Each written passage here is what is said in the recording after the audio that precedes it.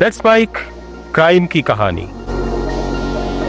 जुर्म की दुनिया में कहानी मुंबई अंडरवर्ल्ड की हो या यूपी के बाहुबलियों की, जराइम की दुनिया में माफिया और डॉन के साथ माफिया क्वीन और लेडी डॉन भी देखने को मिलती है। फिर चाहे वो मुख्तार और अतीक की बेगम अफसा और साइस्ता हो, या फिर दाऊद को मारने की कोशिश करने वाली अशरफ उर्फ सपना दीदी। कोई पति के साथ अपराध की दुनिया में आए तो कोई अपने शौहर के मौत का बदला लेने के लिए। और अब लॉरेंस बिश्नोई का भी गैंग महिलाओं से अछूता नहीं रहा। कोई है लॉरेंस बिश्नोई के गैंग में जो सब जानती है। आपने हिमांशु भाव के बारे में भी जाना है कि वो पुर्तगाल में बैठे बैठे दिल्ली में अपनी लेडी डॉन अन्नू के जरिए हनी ट्रैप मर्डर करवा देता है। अब लॉरेंस की भी वही कहानी सामने आ रही है, एकदम हिमांशु भाव की तरह। लेकिन लॉरेंस बिश्नोई के जुर्म की दुनिया के पीछे आखिर वो कौन है? कौन है जो उसकी हर चाल और असाइनमेंट को पूरा करती है? आखिर कौन लॉरेंस बिश्नोई की मैडम माया है जो लॉरेंस और उसके गैंग के बारे में सब जानती है? बताएंगे सब कुछ आज के कहानी में क्राइम कनेक्ट पर। बस बने रहिए अंत तक मेरे साथ।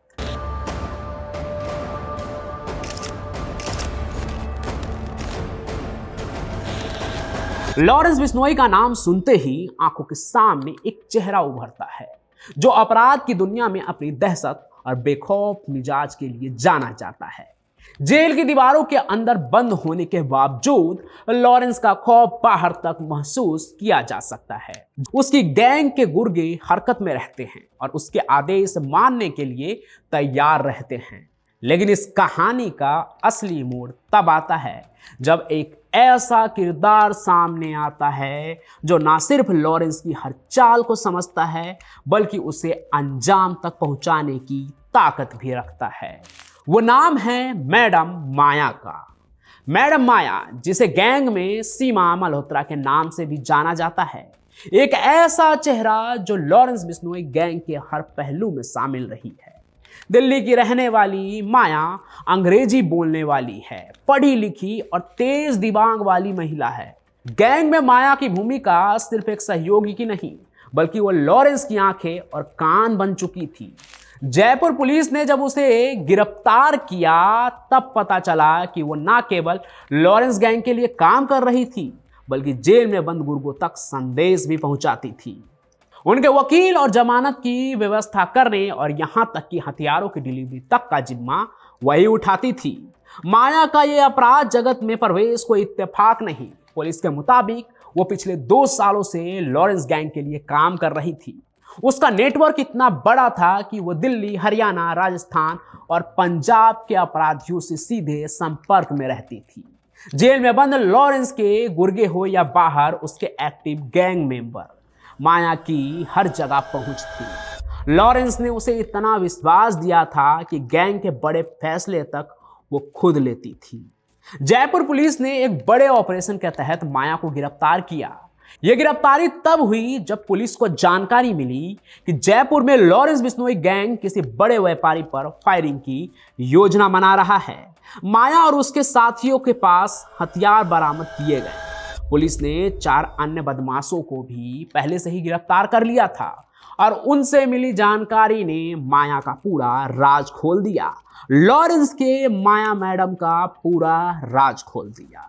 पता चला कि माया ना सिर्फ जेल में बंद गुर्गों से संपर्क में रहती थी बल्कि उन्हें पैसे और हथियार भी मुहैया करवाती थी। माया का असली खेल यही खत्म नहीं होता है। पुलिस की जांच में यह भी पता चला कि माया ने भारत के कई हिस्सों में लॉरेंस गैंग के गुर्गों को एक साथ जोड़े रखा था। जेल में बंद लोगों की जमानत करवाना या उन्हें एक जेल से दूसरी जेल में ट्रांसफर करवाना, माया ने हर कदम को बहुत ही सूझबूझ से अंजाम दिया। वो जानती थी कि किस गुर्गे को कब और कहां तैनात करना है। जेल में बंद बदमाशों के लिए वकील का इंतजाम करना हो या उनके परिवार तक पैसे पहुंचाना, ये सब माया के डायरेक्शन से ही होता था। माया का नेटवर्क सिर्फ भारत तक ही सीमित नहीं था। पुलिस को यह भी पता चला कि माया विदेश में बैठे कई बदमाशों के कांटेक्ट में भी है, खास तौर पर कनाडा में रहने वाले गोल्डी बरार और अमेरिका में एक्टिव रहने वाले सचिन बिश्नोई जैसे गैंगस्टर के साथ कांटेक्ट में थी। ये गोल्डी बरार, जो खुद लॉरेंस का बेहद करीबी है, जेल में बंद बदमाशों से कांटेक्ट करता था और गैंग की प्लानिंग को आगे बढ़ाता था। अनमोल बिश्नोई, जो लॉरेंस का भाई है, अमेरिका से पूरे गैंग की एक्टिविटी पर नजर रखता था। माया इन सभी के साथ सीधे कांटेक्ट में रहती थी और उनकी योजनाओं को जमीन पर उतारने का काम करती थी भारत में। जयपुर पुलिस ने जब माया को गिरफ्तार किया तो ये बात भी सामने आई कि उसका असली नाम जो सीमा मल्होत्रा है, इसके अलावा भी उसके कई नाम हैं। एक नाम है रेनू और दूसरा माया, यानी कि कुल मिलाकर उसका 3 नाम हैं। और ये 3 नाम उसके असली चेहरा को छुपाए जाने के लिए इस्तेमाल किया जाता था। माया ने अपनी पहचान छिपाकर पुलिस और कानून के शिकंजे से बचने की पूरी कोशिश की, लेकिन आखिरकार वो पुलिस के शिकंजे में फंसी गई। माया की गिरफ्तारी के बाद पुलिस को यह भी पता चला कि डिडवाना में एक कारोबारी को धमकी भरी कॉल आई थी, जिसमें 2 करोड़ रुपए की फिरौती मांगी गई थी। इस कॉल में आवाज रोहित गोदारा की बताई जा रही है, जो लॉरेंस गैंग का एक और अहम सदस्य है। डिडवाना का यह मामला और जयपुर में माया की गिरफ्तारी दोनों एक ही समय पर हुए, जिससे ये सवाल भी खड़ा हो गया है कि क्या इन दोनों घटनाओं का आपस में कोई कनेक्शन है। क्या लॉरेंस बिश्नोई गैंग के जितने भी मेंबर हैं वो मिलकर एक दूसरे के साथ ऑपरेशन को अंजाम देते हैं, क्योंकि डिडवाना में धमकी भरी कॉल में भी माया का नाम सामने आया है। जयपुर पुलिस का मानना है कि माया ही वो थी जो लॉरेंस गैंग के सभी मैसेज को गुर्गों तक पहुंचाती थी और उनके काम को अंजाम तक पहुंचाने में मदद करती थी। पुलिस को यह भी शक है कि माया की गिरफ्तारी के बाद गैंग के जो बाकी मेंबर हैं ना, वो एक्टिव हो गए हैं और वे इस गिरफ्तारी का बदला लेने का भी कोशिश कर सकते हैं। बाकी माया की गिरफ्तारी ने एक बार फिर से साबित कर दिया कि लॉरेंस बिश्नोई गैंग की जड़ें कितनी गहरी है। ये गैंग सिर्फ भारत तक सीमित नहीं है, बल्कि इसके नेटवर्क अंतर्राष्ट्रीय स्तर पर भी अपनी पहचान बनाई है। माया, जो इस गैंग की सबसे अहम कड़ी मानी जाती थी, अब पुलिस के गिरफ्त में है। लेकिन सवाल ये है कि क्या माया की गिरफ्तारी से लॉरेंस गैंग की एक्टिविटी थम जाएगी, या ये गैंग और भी खतरनाक बन जाएगा, या फिर इस गैंग में माया जैसी कई और लेडी एजेंट भरी हुई है जो लॉरेंस के लिए काम करती है। ये सब क्या है, ये सब तो भविष्य में पता चलेगा, लेकिन आप क्या सोचते हैं वो आप कमेंट कर सकते हैं। साथ ही साथ इस कहानी को लाइक कीजिए, ज़्यादा से ज़्यादा शेयर कीजिए और इस चैनल को सब्सक्राइब जरूर कर लीजिए।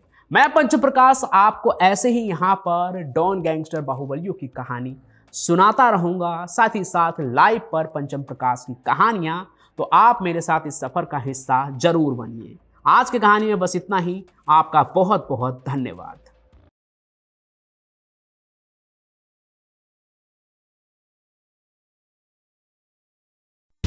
आप सुन रहे थे let's make more than radio. Follow कीजिए हमें हमारे सोशल मीडिया प्लेटफॉर्म्स पर। It's time for news. It's time for more than radio. Presenting the first radio news app, Let's Mic. Let's Mic, a news-based app on your phone where you get to watch and listen news, talk shows, interviews, radio show podcasts. On Let's Mic, you get all relevant information of TV, print, radio, podcast, and digital. Let's Mic talks about every segment of life.